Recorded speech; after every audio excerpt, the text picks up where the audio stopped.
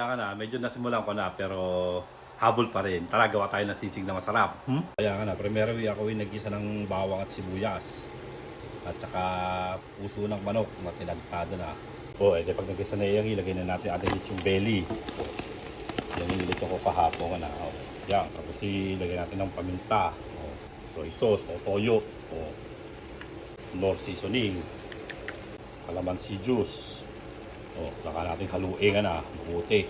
Isa natin. Pag nag-isa na yung lechong ilagay na natin itong atay ng manok. Yan yung inihaw ko muna na. At yung haluin na. Kaya nga na, pag gisado ng mabuti, ilagay na natin ating mayonnaise. Nailagay na yan pwede ng patay ng apoy. Atin ang haluin na. Yung atin ang nahalo, ilagay na natin ating siling verde. Tapos yung ating sibuyas bombay. Iniwa din ng maliliit. Edi haluin lang natin yan. Yan.